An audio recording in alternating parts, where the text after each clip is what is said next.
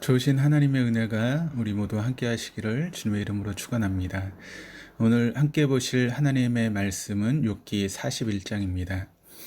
욥과 욥의 세 친구와의 대화에 이어서 욥에 대한 엘리후의 반론이 우리가 살펴봤던 32장에서부터 37장까지 쭉 이어집니다. 그리고 욥기 38장부터는 하나님께서 욥에게 하신 말씀을 기록하고 있으며 그 말씀이 오늘 본문인 41장까지 이어집니다. 하나님께서 하신 말씀을 살펴보면 피조물인 인간은 하나님께서 지으신 창조 세계에 대해서 완벽하게 이해할 수 없다는 사실을 강조하고 있음을 알 수 있게 됩니다. 하나님께서 지으신 창조 세계를 이해하지 못하는 인간이 어떻게 그 창조를 하신 하나님을 제대로 이해할 수 있겠습니까? 자연의 이치조차도 제대로 깨닫지 못하고 또 연약하고 무능한 인간이 어떻게 오묘하신 하나님의 뜻과 하나님의 섭리를 완벽하게 이해할 수 있겠습니까? 38장부터 41장에 나오는 하나님의 말씀 앞에서 우리 인간의 한없는 연약함을 고백하지 않을 수 없습니다. 비록 욥이 그의 세 친구들로부터 과도한 책망을 받음으로 큰 고통이 있었지만 결국 그도 연약하고 한계성을 지닌 인간이므로 상대방들의 책망에 대해서 어느 정도 인정했더라면 어쩌면 더 좋은 결과를 가져왔을 것이라고 생각되기도 합니다. 왜냐하면 하나님께서 욥을 책망하실 때 욥기 40장 8절에 이렇게 이야기를 합니다. 내가 내 공의를 부인하려느냐, 내 의를 세우려고 나를 악하다 하겠느냐. 그러니까 이 말씀을 생각해 보면 욥의 지나친 자신의 의에 대해서 변론했던 그 변호가 오히려 하나님의 절대적인 권능을 평가절하하는 모습이 되고 말았습니다.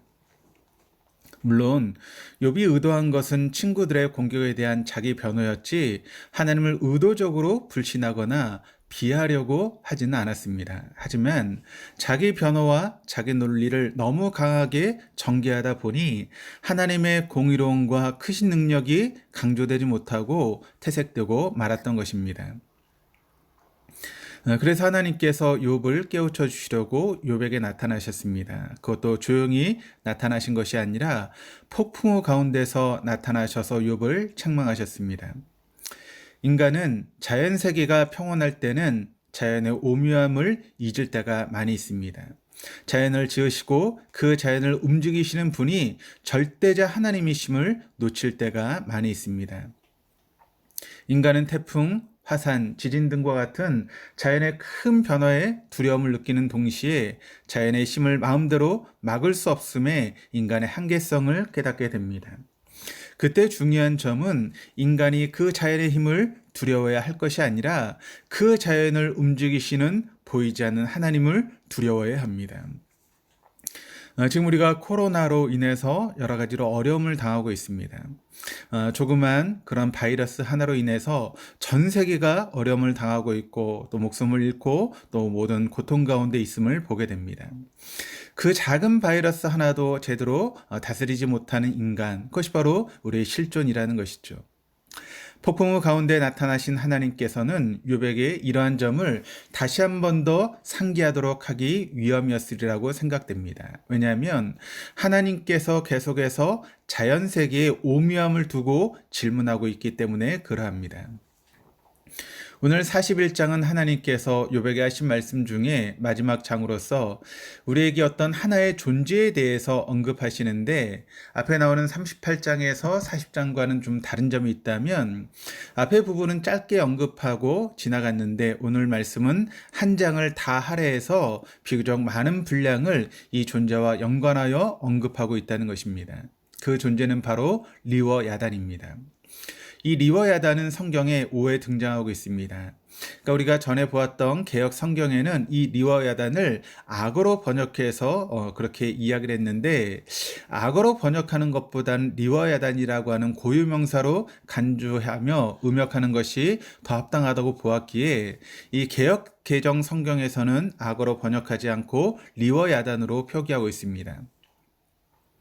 이 리워 야단에 대해서 이것이 무엇인가에 대해서 여러 가지로 이렇게 논의하고 있는데 뭐 악어다, 뱀이다, 공룡이다, 혹은 뭐 신화적인 가상의 존재물이다. 여러 가지 이야기를 하고 있습니다. 개역 성경에는 악어로 번역했는데 그것은 41장에서 묘사하는 내용들 중에 악어로 추론할 수 있는 부분이 있기 때문에 그렇게 번역을 한 것 같습니다. 하지만 악어로 단정하기에는 맞지 않는 부분들도 41장에 나오고 있습니다. 그래서 개역 개정 성경에서는 이 부분을 악어로 번역하지 않고 리워야단으로 음역하며 번역했습니다. 여기서 리워야단이 실제하는 동물이든지 아니면 실존했던 동물이었으나 현재는 존재하지 않는 동물이든지 아니면 현실 세계에선 볼 수 없는 가상의 존재물이든지 아니면 비유를 위해서 가져온 용어든지 간에 중요한 점은 리워야단은 인간의 능력으로는 감당할 수 없는 존재라는 사실입니다. 욥기 3장 8절에 리워야단이 등장합니다. 욥기 3장은 욥이 자신이 태어난 날에 대한 아쉬움을 토로하고 있습니다. 그래서 자신이 태어난 날이 없었더라면이라고 한탄하는 그런 말이 나오고 있는데 거기서 욥이 리워야단을 언급했던 이유는 자신이 태어난 날에 리워야단이 나타났다면 그러니까 하나님의 창조 질서를 파괴했더라면 자신의 존재도 없었을 것이다 라고 하는 그런 의미로 이야기를 합니다. 그래서 욥기 3장 8절에서 언급하는 리워야단이 단순히 현존하는 악어일 수는 없다라고 하는 부분을 우리가 알게 되는 것이죠. 시편 74편 14절에 등장한 리워야단은 용과 함께 등장합니다. 그래서 시편 74편에 등장하는 리워야단은 바다의 용과 함께 바다의 괴물 같은 존재임을 우리가 알 수 있게 됩니다. 본문에 등장하는 리워야단은 시편 104편 26절에 등장하는 리워야단처럼 실존했던 동물로 보이며 본문 33절에 언급된 지음 바다구나라고 하는 그런 표현으로 미루어 봐서 하나님께서 만드신 피조물이라고 하는 것을 알 수 있게 됩니다. 그러니까 성경에 나타난 5번의 리워야단이 모두 같은 목적으로 사용된 것이 아니며 실존했던 동물로만 사용된 것이 아님을 알 수 있습니다. 어떤 경우에는 악한 존재를 언급하시고자 리워야단을 이야기하기도 했습니다. 그러니까 본문에 등장한 리워야단이 어떤 경우에라도 중요한 점은 욥이 리워야단을 제어할 수 없는 연약하고 무능한 존재라고 하는 그런 사실을 이야기하고 있는 것이죠. 이것이 하나님께서 욥에게 말씀하시고자 했던 것 중에 하나입니다. 그러면서 하나님께서는 자신의 절대 주권을 말씀하십니다. 온 천하 만물을 지으시고 소유하시고 다스린 분이 하나님이십니다. 그래서 11절은 이렇게 이야기를 합니다. 누가 먼저 내게 주고 나로 하여금 갖게 하였느냐? 온 천하에 있는 것이 다 내 것이니라. 어느 누가 감히 그분 앞에 바로 설 수 있겠습니까?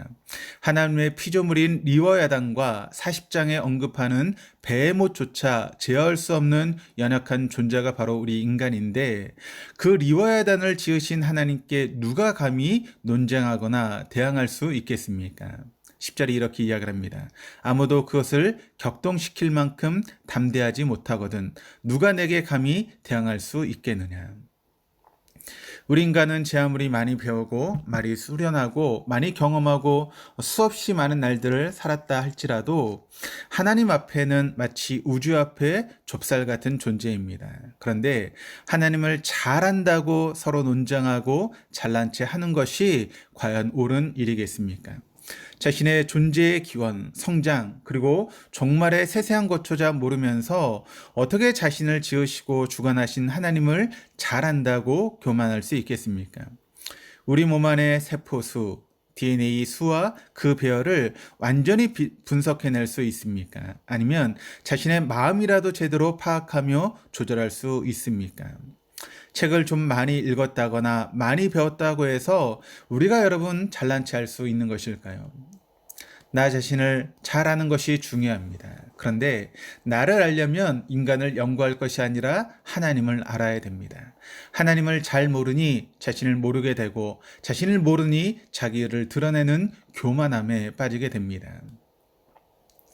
살아계신 하나님을 경험하고 그분과 늘 함께하고 그분과 교통하지 않으면 인간은 늘 교만에 빠지게 되고 심한 경우는 자신이 하나님이 되고 맙니다.